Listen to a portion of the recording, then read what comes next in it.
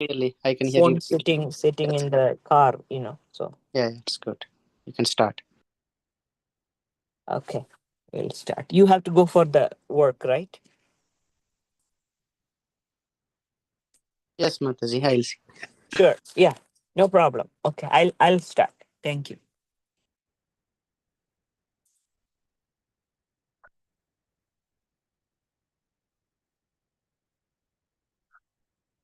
नारायणं नमस्कृत्य नरं चैव नरोत्तमं देवीं सरस्वतीं व्यासं तथो जयम् उदीरयेत् नास्त्यप्रायेष्वभद्रेषु नित्यं भागवतसेवया भगवत्युत्तमश्लोके भक्तिर्भवति नैष्टिकी ॐ अज्ञानतिमिरान्धस्य ज्ञानाञ्जनशलाकया चक्षुरुन्मीलितं येन तस्मै श्रीगुरवे नमः मुखं करोति वाचालं पङ्गुं लङ्कायते गिरिं यत्कृपात्वमहं वन्दे श्रीगुरुं दीनतारणम् ॐ नमो भगवते वासुदेवाय ॐ नमो भगवते वासुदेवाय ॐ नमो भगवते वासुदेवाय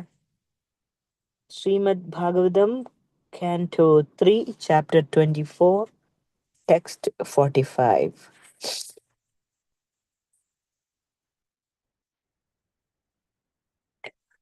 वासुदेवे भगवति सर्वज्ञे प्रत्यगात्मनि परेण भक्तिभावेन लब्धात्मा मुक्तबन्धना वासुदेवे भगवति सर्वज्ञे प्रत्यगात्मनि परेण भक्तिभावेन लब्धात्मा मुक्तबन्धना वासुदेवे भगवति सर्वज्ञे प्रत्यगात्मनि परेण भक्तिभावेन लब्धात्मा मुक्तबन्धना Vasudeve to Vasudeva, Bhagavati, the personality of Godhead, Sarvatne, omniscient, Pratyag Atmani, the super soul within everyone, Parena, transcendental, Bhakti Bhavena, by devotional service,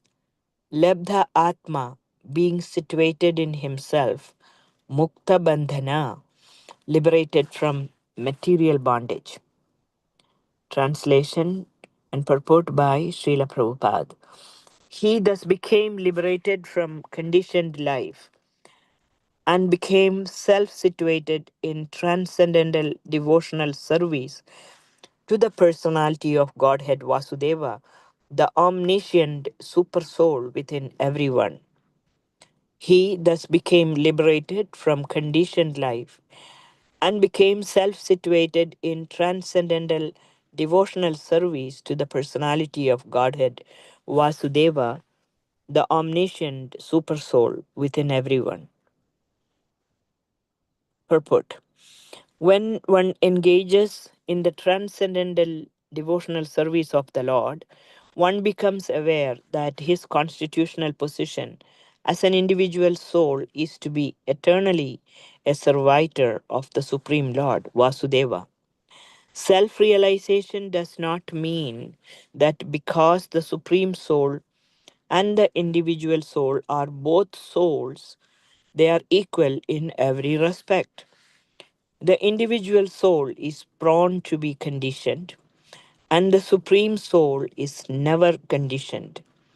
When the conditioned soul realizes that he is subordinate to the Supreme Soul, his position is called Labdhatma, self realization, or Mukta Bandhana, freedom from material contamination. Material contamination continues as long as one thinks that he is as good as the Supreme Lord or is equal with him. This condition is the last snare of Maya. Maya always influences the conditioned soul, even after much meditation and speculation. If one continues to think himself one with the Supreme Lord, it is to be understood that he is still in the last snares of the spell of Maya. The word parena is very significant. Para means transcendental, untinged by material contamination. Full consciousness that one is an eternal servant of the Lord is called para bhakti. If one has any identification with material things and execute devotional service for attainment of some material gain, that is vidha bhakti, contaminated bhakti. One can actually become liberated by execution of para bhakti. Another word mentioned here is sarvatne, the supersoul, sitting within the heart, is all cognizant. He knows I may forget my past activities due to the change of body, but because the Supreme Lord as Paramatma is sitting within me, he knows everything. Therefore, the result of my past karma or past activities is awarded to me. I may forget, but he awards me suffering or enjoyment for the misdeeds or good deeds of my past life. One should not think that he is freed from reaction because he has forgotten the actions of his past life. Reactions will take place, and what kind of reactions there will be judged by the supersoul, the witness. Om Atnanatimirandasya Atnananjana Salakaya Chakshurunmilitam Yena Tasmai Shri Gurave Namaha. Um, I will. I have to say I turned off my video. I'll turn it back on for 1 minute. I'm sitting in a car near a doctor's office, and so not able to, hold the phone and talk. So I'm going to turn off this video, and we will start the class.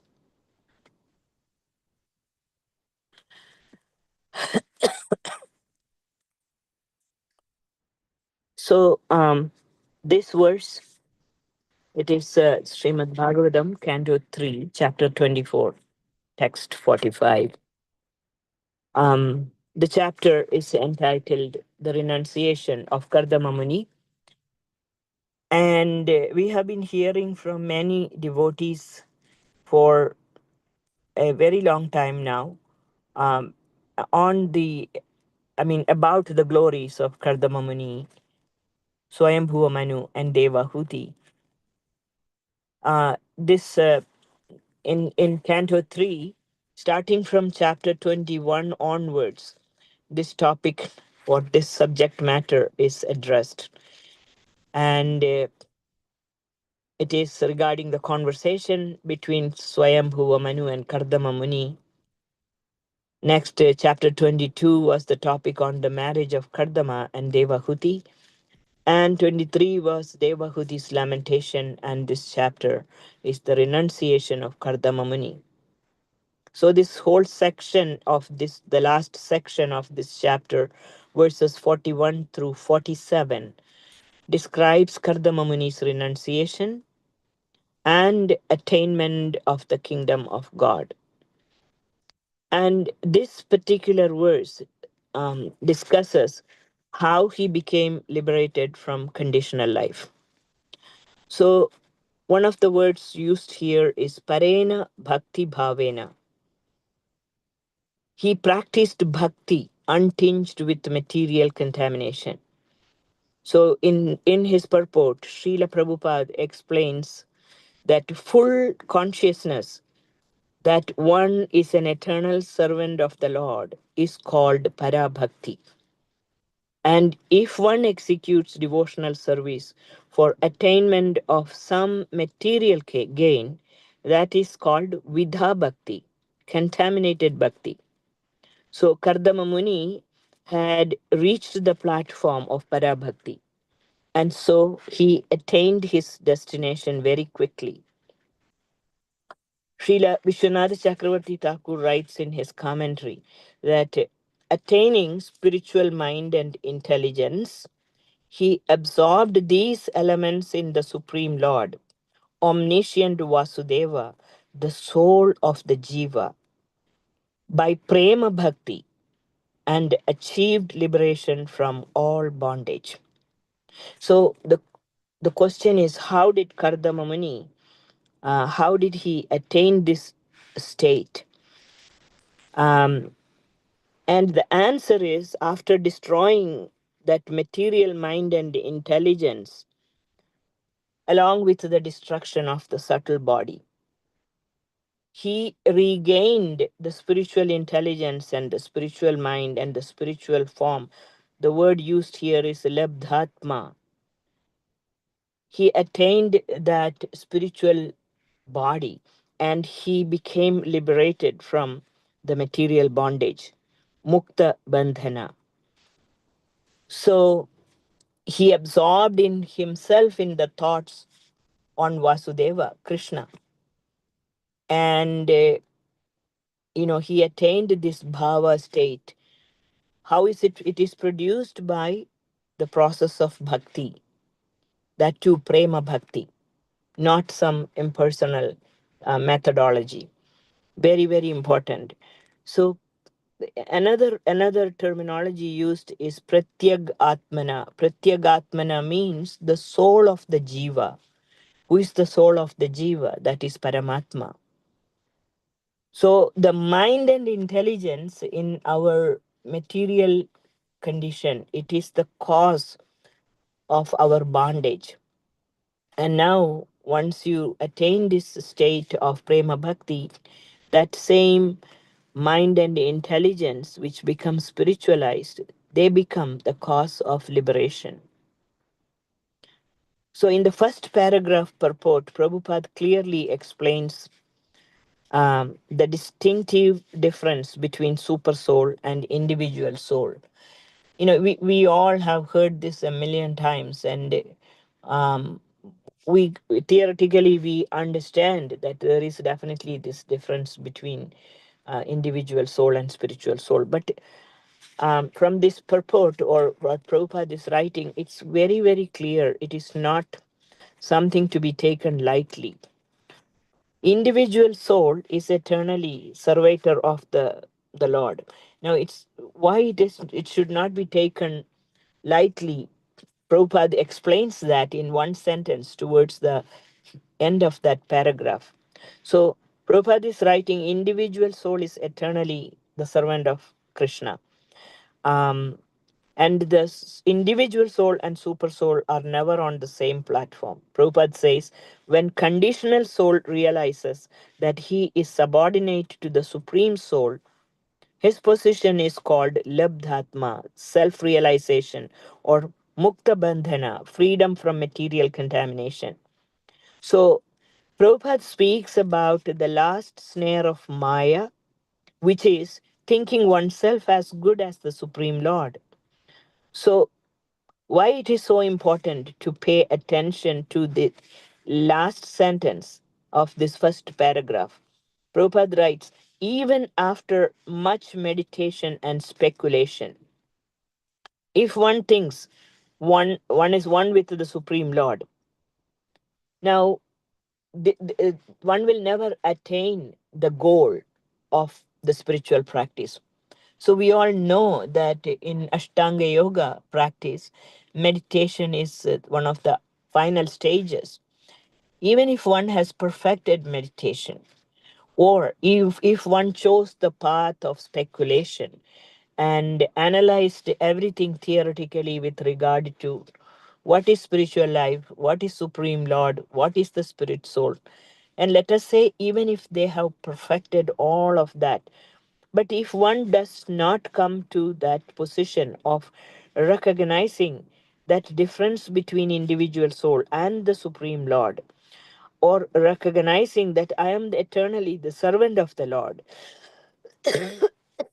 if one does not come to that level of understanding, this mukta bandhana, it will never happen.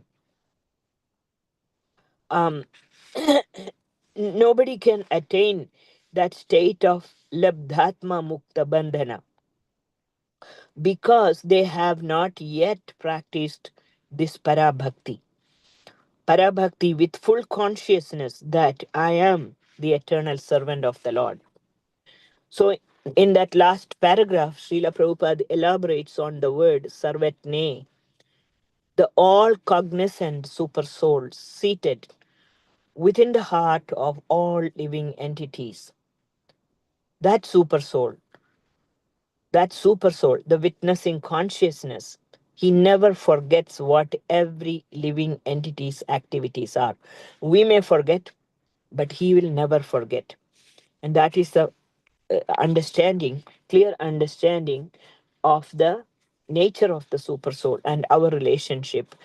And this happens by consistent practice, um, and personal understanding of the special qualities of Krishna and developing that personal relationship.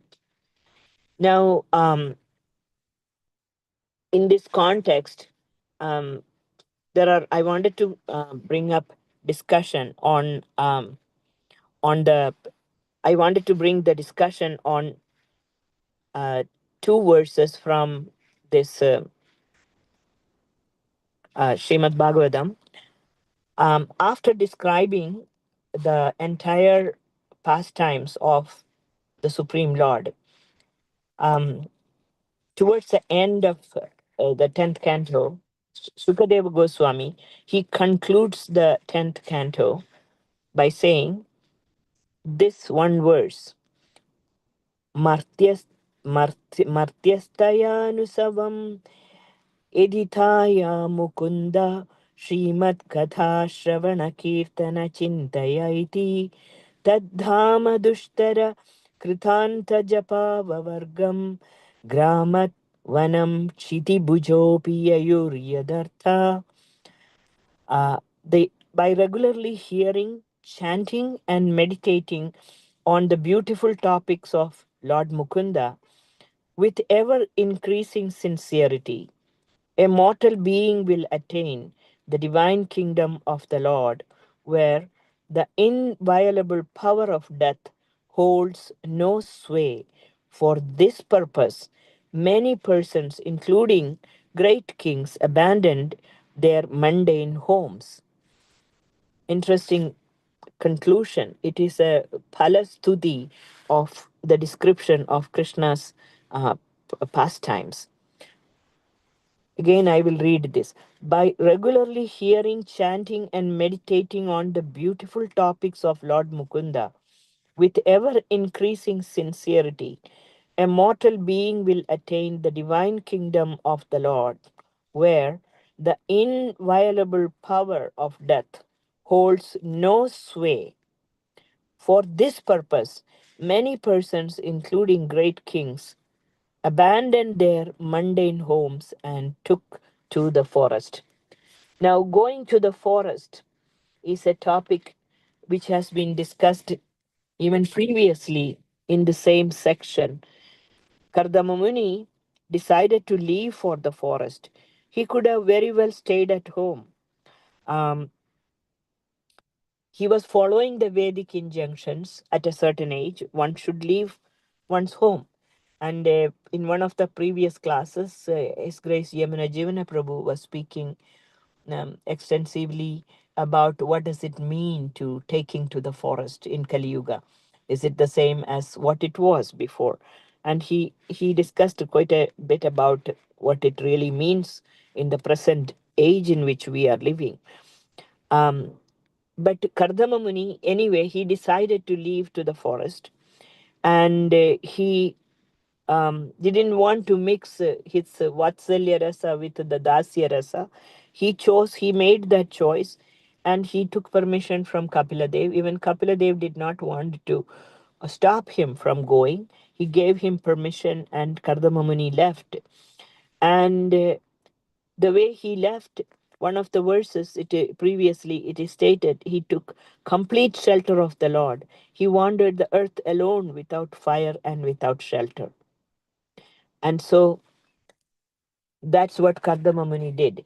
So in this verse, what I was just reading, the Phalastuti of summary of this whole Krishna's pastimes, Shukadeva Goswami concludes this verse saying that this word, that what it means, including great kings, abandoned their mundane homes and took to the forest.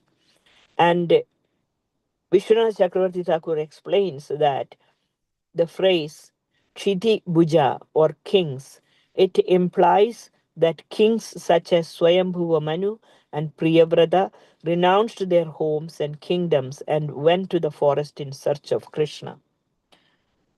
So Swayambhuva Manu was such a great personality.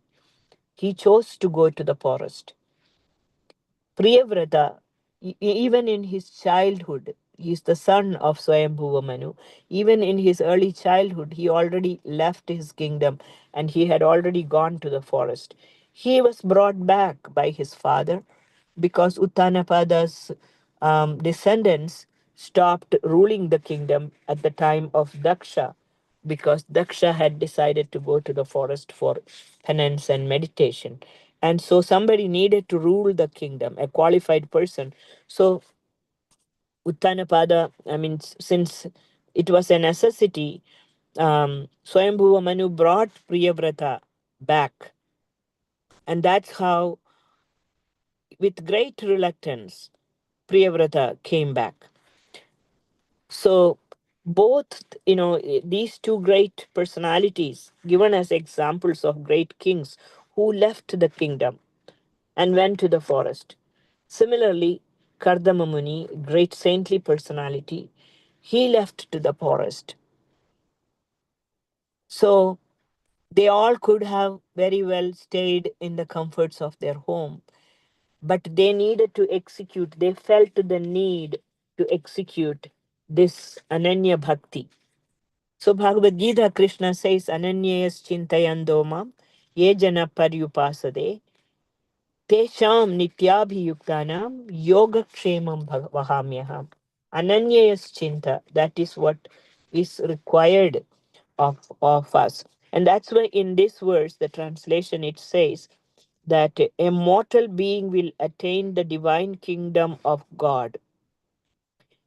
When will it happen? The beautiful topics of Lord Mukunda with ever increasing sincerity.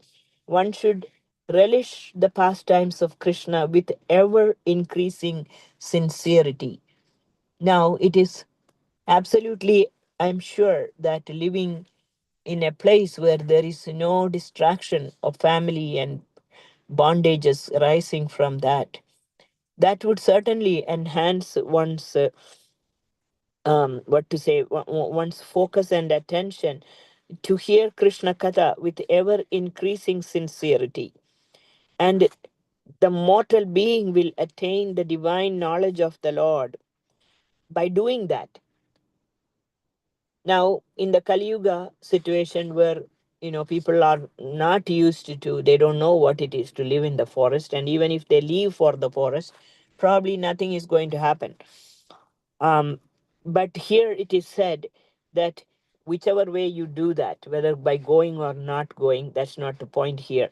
With in ever increasing sincerity, one need to, pinpointedly develop this deep attachment to hearing about the personal glories and pastimes of the Supreme Lord.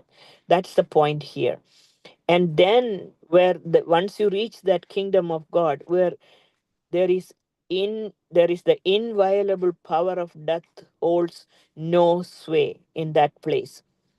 And for this purpose, the kings left their kingdom.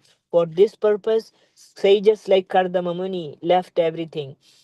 For this purpose, even this day, whoever is living on planet Earth need to execute that same thing and appreciate that personal feature or personal qualities or the glories of the Supreme Lord. And this is so important.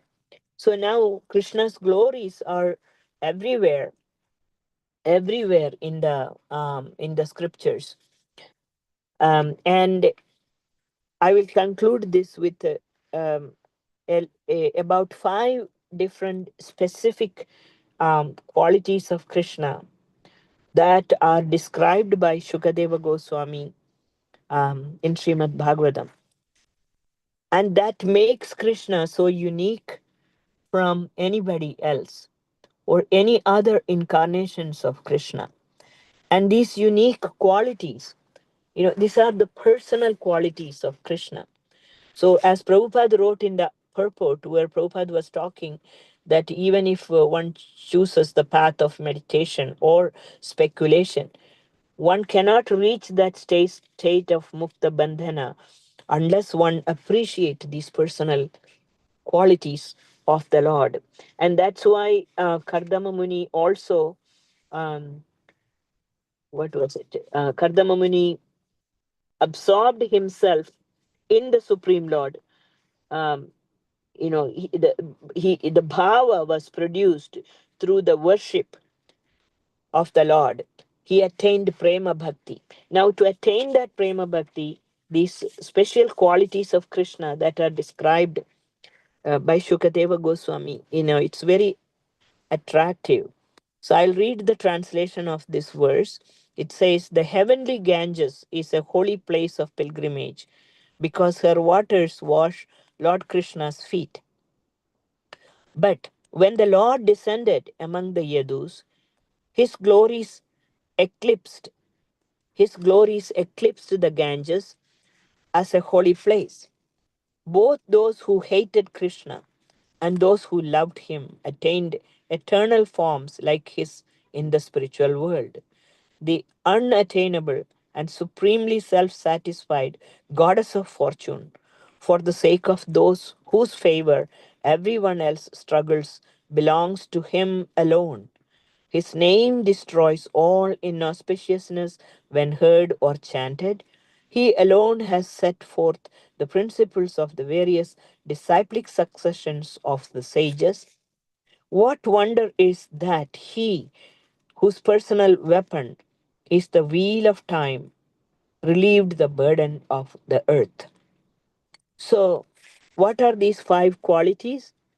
First thing is Krishna's reputation as a sacred place of pilgrimage, Tirtham. Now, we know that Ganges and the water of the Ganges is known as Tirtham because it can purify all contaminations.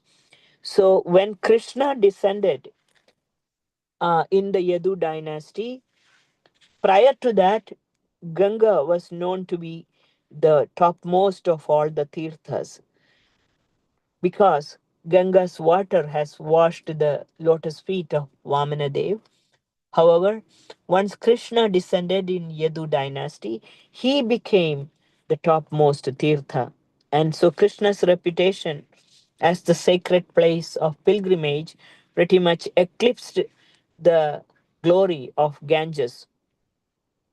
And the second special quality of Krishna described in this verse is that he gives liberation to his devotees, but he also gives liberation to his enemies. And we know that the gopis of Vrindavan attained him. They enjoyed the pastimes with him, but the demons killed by Krishna also attained the Sayujya Mukti.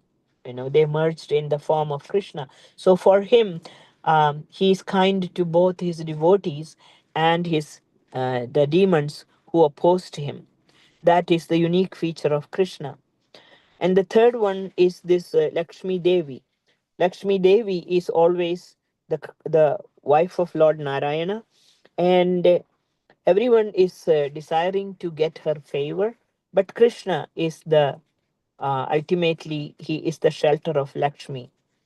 And the fourth quality that is described is that what is it?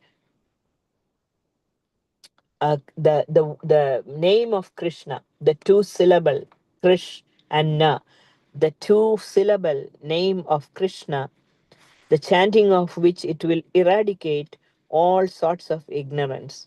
That establishes Krishna's supreme position. And that is even capable of capturing liberated souls.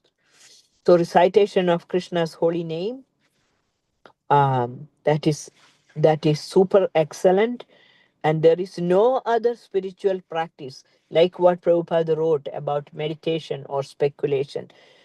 No other spiritual practice can lead one to Krishna than chanting of his holy name. And ultimately, the fifth quality is that he, Krishna, he set forth the principles of various disciplic successions of sages. So, all these qualities and much more, but I am sure these specific qualities described by Shukadeva Goswami after describing all of Krishna's childhood pastimes is very special because Krishna is an ocean of good qualities. Everything about him is special. But Shukadeva Goswami, highlighting these specific qualities of Krishna, um, this has to be extraordinary. Anyway, ultimately, the goal is to develop that prema bhakti, and that can be attained only by appreciating Krishna's qualities.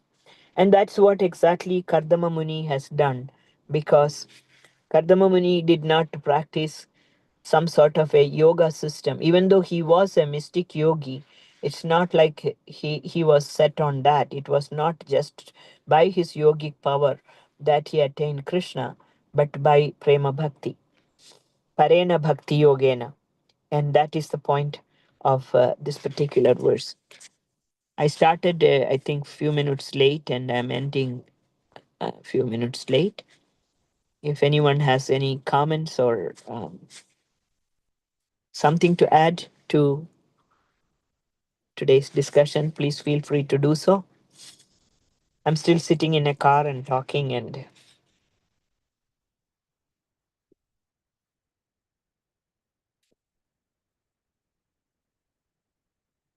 okay, I don't see any comments. Also, I think Lingaraju Prabhu is, or Lakshmikanda Prabhu is not here. He left for his work. And so let us um, conclude this. Thank you very much. Hare Krishna.